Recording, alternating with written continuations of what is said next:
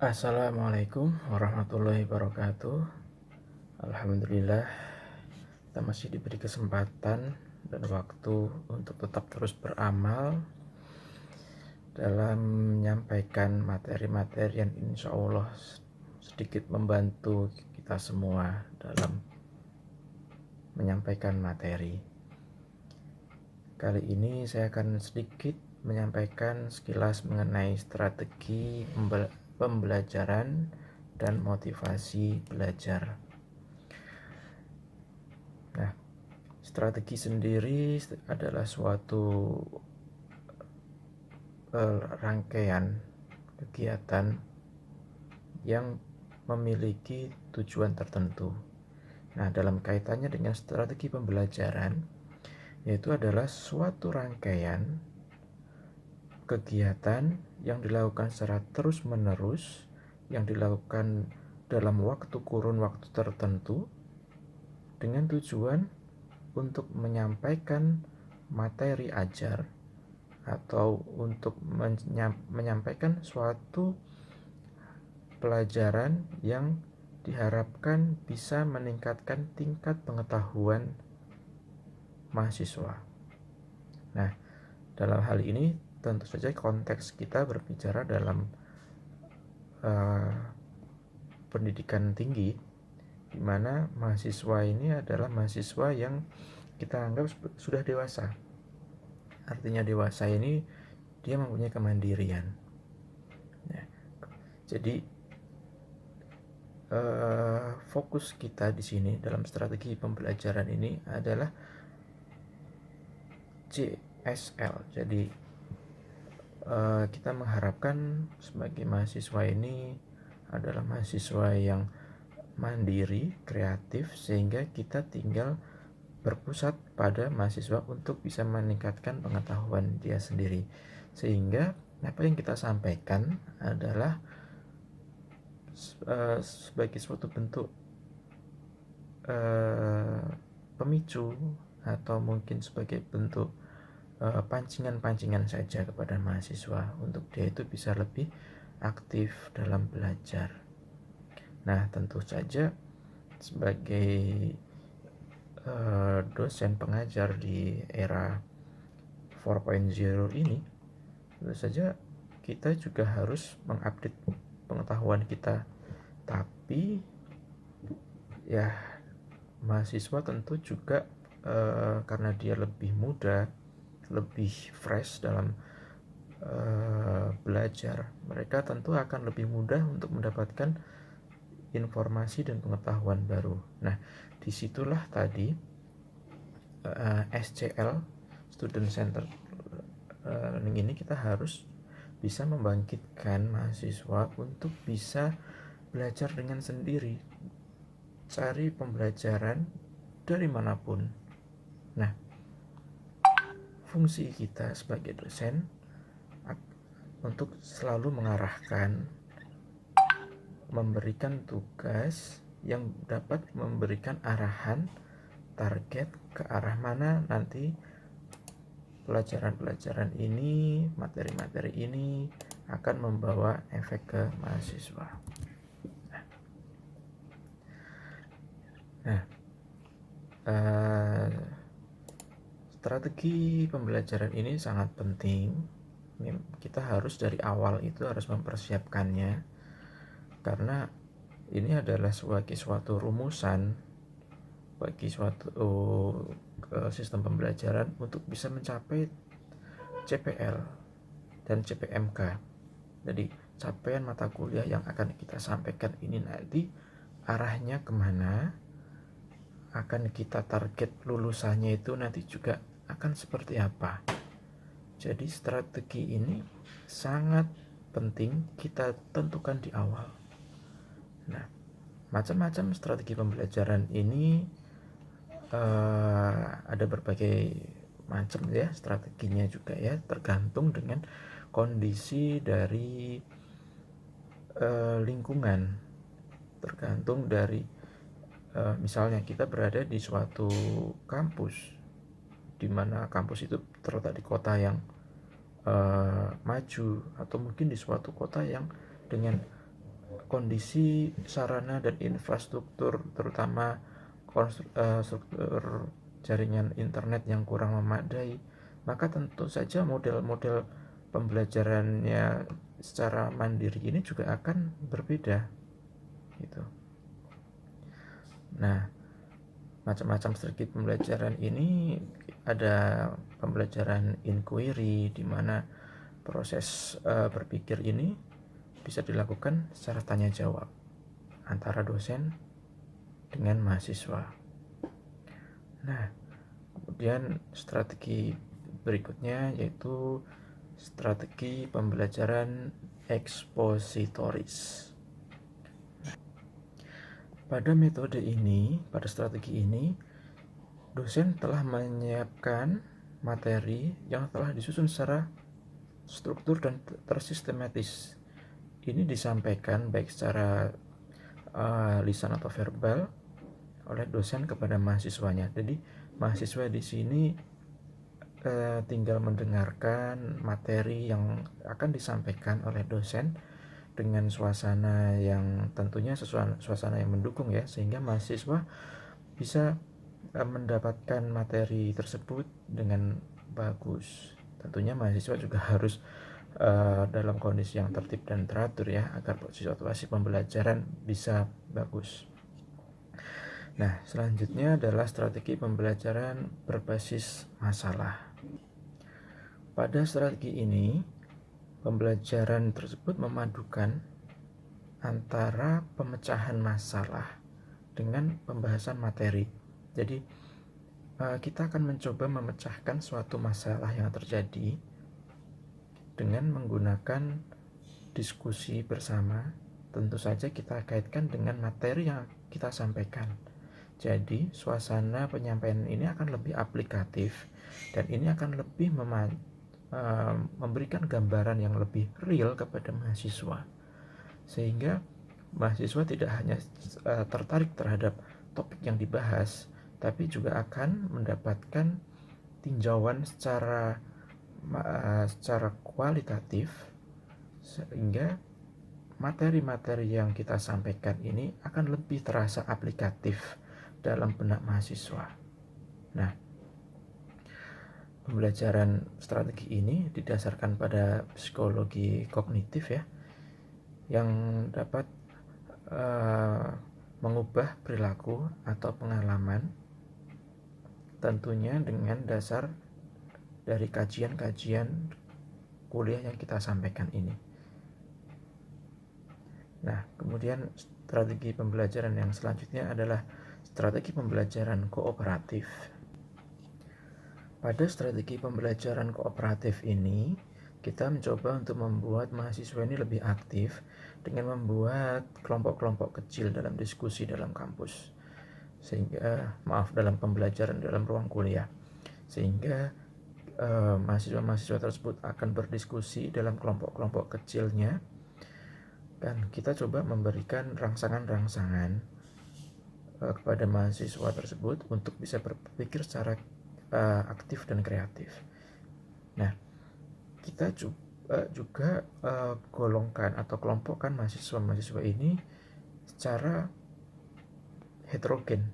Jadi kita akan mendapatkan mahasiswa tersebut berdiskusi dengan background pengetahuan latar belakang budaya yang bermacam-macam, berbeda-beda, sehingga diharapkan kearifan mahasiswa untuk bisa menerima masukan atau menerima pendapat dari teman-temannya yang tentunya mempunyai dasar pemikiran yang berbeda.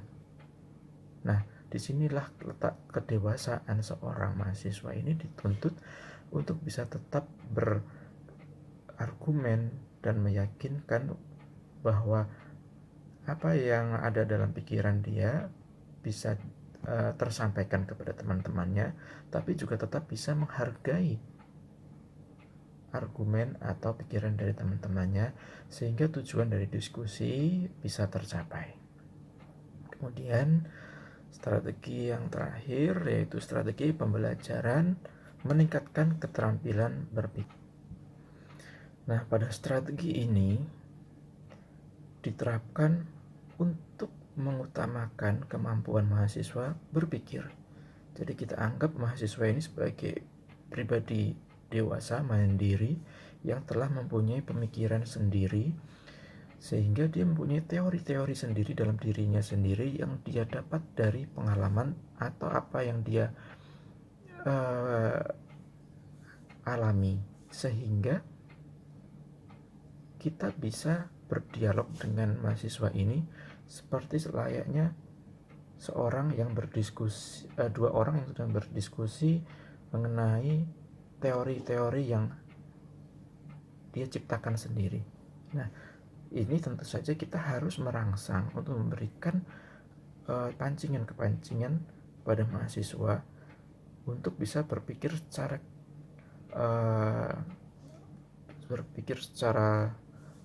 out of the box mungkin ya. Jadi tidak hanya berpikir berdasarkan pada teori-teori yang dia dapat, tapi juga dia diharapkan dia bisa mengembangkan suatu teori yang menurut dia sendiri itu adalah yang terbaik. Nah, jadi kita tetap memberikan apresiasi terhadap pikiran-pikiran dia seperti ini. Tentu saja ini tidak ada yang bisa disalahkan ya, maksudnya materi apa yang dia pikir belum tentu salah, belum tentu benar juga. Itu masih berupa hipotesa yang harus kita buktikan. Nah, disinilah peran kampus atau lembaga untuk menyediakan fasilitas-fasilitas seperti perpustakaan yang memadai. Mungkin dalam hal ini mungkin perpustakaan bukan hanya perpustakaan secara fisik, tapi juga perpustakaan virtual di mana kita bisa memberikan akses untuk browsing secara luas. Kemudian juga memberikan fasilitas renovasi ruang kelas yang bagus sehingga bisa menciptakan suasana belajar yang kondusif. Selanjutnya, motivasi belajar. Motivasi belajar merupakan hal yang penting selain juga dengan strategi pembelajaran tadi. Apabila kita sudah menyiapkan strategi pembelajaran yang sesuai, kemudian kita juga harus meningkatkan motivasi atau menjaga motivasi belajar dari mahasiswa. Percuma sistem pembelajaran atau strategi pembelajaran yang bagus tanpa adanya motivasi belajar dari mahasiswa. Nah, motivasi ini merupakan modal yang sangat penting untuk belajar, karena tanpa adanya motivasi, proses belajar pun tidak akan optimal. Bahkan mungkin tujuan kita, capaian pembelajaran kita mungkin tidak akan tercapai gitu. Karena bisa jadi seorang mahasiswa dengan dengan kepandaian, kepintaran yang tinggi, kecakapan yang tinggi, tapi bisa jadi dia kurang berhasil dalam pendidikannya. Sebagai contoh, pada perguruan tinggi negeri yang misalnya seperti ITB, seleksi mahasiswanya sangat ketat ya. Namun saya berbicara pada era-era pendidikan di tahun-tahun sebelum tahun 2000, di mana sistem masuk hanya melalui UMPTN atau mungkin jalur khusus yang tentu saja juga masih tetap selektif. Nah, di situ kita mendapatkan raw material yang bagus. Mahasiswa ITB punya tingkat inteligensi yang tinggi. Namun apa? Masih banyak mahasiswa ITB di situ yang mengalami dropout, DO. Bahkan bisa dari data statistik menunjukkan mahasiswa DO ITB ini mencapai sekitar 5 hingga 10% bergantung pada jurusan masing-masing. Nah, di sini kita melihat bahwa mahasiswa dengan raw material yang bagus pun bisa gagal dalam pendidikannya. Sedangkan mahasiswa-mahasiswa yang di perguruan tinggi yang lain yang mungkin dikatakan tidak sefavorit atau mungkin tidak seketat dalam ujian masuknya, bisa menyelesaikan pendidikannya dengan bagus. Nah, lebih uh, lebih mirisnya lagi, ketika mahasiswa ITB yang DO tadi ini kita kembalikan atau mereka melanjutkan pendidikan ke universitas swasta, ternyata dia bisa berprestasi. Bahkan ada salah satu kasus mahasiswa DO di ITB ini jurusan teknik elektro, kemudian dia melanjutkan di kota lain, di kampus swasta, dan akhirnya dia bisa menjadi dosen. Dan kita tahu menjadi dosen merupakan hal yang merupakan saringan ya dari mahasiswa-mahasiswa terbaiknya. Nah, di situ kita melihat motivasi mahasiswa tersebut mungkin tidak terbangkitkan saat dia kuliah di ITB. Namun, begitu dia kuliah di fakultas atau di kampus lain, motivasi dia bisa terbangkitkan. Bahkan motivasi dia semakin kuat sehingga dia menjadi mahasiswa yang berprestasi dan juga menjadi dosen.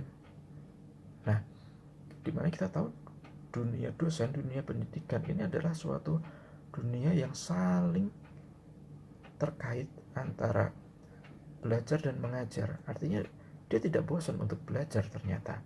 Mahasiswa DO dari ITB ini dia tidak merasa bosan untuk melibatkan dirinya dalam proses belajar mengajar.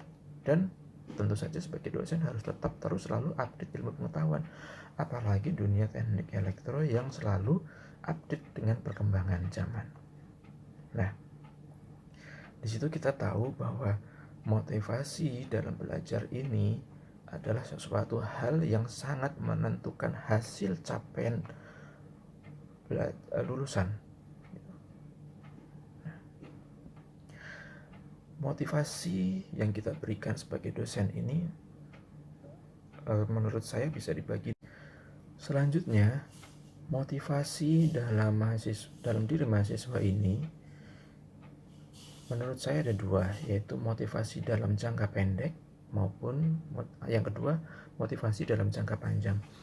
Motivasi dalam jangka pendek ini tentunya bagaimana membangkitkan motivasi mereka dalam untuk bisa semangat dalam perkuliahan ini. Perkuliahan ini maksudnya bisa dalam mata kuliah ini saja atau mungkin bisa selama dia belajar dalam kampus hingga lulus. Yang kedua, motivasi jangka panjang. Motivasi jangka panjang ini lebih susah karena ini harus membekas dalam diri seorang mahasiswa. Jadi jangka panjang ini nantinya akan membentuk sikap, perilaku, dan akhlak dari mahasiswa ini sehingga dia akan bisa menghadapi dunia ini dengan lebih bersemangat hingga mencapai target yang dia mau. Nah, untuk mencapai target meningkatkan motivasi dari mahasiswa ini, kita bisa membuat lingkungan suasana proses pembelajaran kita menjadi lebih nyaman, lebih kompetitif, lebih kondusif. Itu misalnya bisa dengan memberikan suatu hadiah-hadiah atau mungkin pancingan-pancingan kuis sehingga mahasiswa bisa lebih aktif dalam menjawab pertanyaan-pertanyaan yang kita sampaikan, atau mungkin kita bisa memberikan suatu pertanyaan-pertanyaan sehingga melibatkan mahasiswa tersebut, tentunya dengan memberikan pujian-pujian juga. Jadi jangan sampai kita memberikan suatu pertanyaan, begitu mahasiswa tersebut menjawab, kita jatuhkan mentalnya. Sebaliknya, kita harus memberikan pujian meskipun apa yang dia jawab, apa yang dia sampaikan masih jauh dari target materi yang akan kita sampaikan. Jadi kita pancing mereka untuk tetap berkontribusi aktif dalam perkuliahan, sehingga nanti akan menjadi lingkungan yang kondusif, dan juga ini akan memotivasi mahasiswa-mahasiswa lain sehingga akan lebih termotivasi secara kolektif dalam kelas tersebut. Nah, jadi materi yang kita sampaikan tentunya harus kita bungkus dengan sedemikian rupa sehingga bisa membangkitkan motivasi belajar mahasiswa untuk bisa mengikuti perkuliahan itu minimal. Harapannya bisa sampai selanjutnya. Nah, kita kenal model ARCS model, yaitu untuk membangkitkan motivasi dalam diri mahasiswa. Yang pertama, A, attention atau perhatian. Kita harus bisa menarik perhatian dari mahasiswa untuk bisa mengikuti perkuliahan kita. Metode bisa macam-macam, bisa menggunakan metode yang menarik, atau mungkin bisa menyampaikan kuliah dengan slide positif yang bagus, kemudian media yang bagus, atau mungkin humor. R yang berikutnya adalah relevansi. Kita menghubungkan materi kuliah kita dengan kehidupan mahasiswa atau mungkin pengalaman mahasiswa.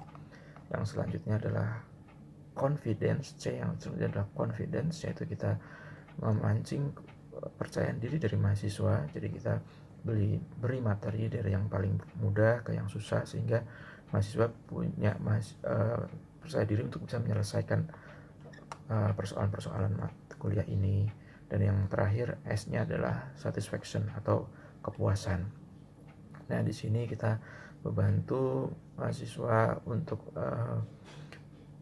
mengapresiasi sehingga dia mendapatkan pujian yang baik, sehingga dia merasa puas dengan apa yang dia dapat. Demikian tadi sedikit materi mengenai strategi pembelajaran dan motivasi belajar. Semoga bisa bermanfaat buat kita semua. Mohon maaf bila ada kesalahan. Terima kasih. Wassalamualaikum warahmatullahi wabarakatuh.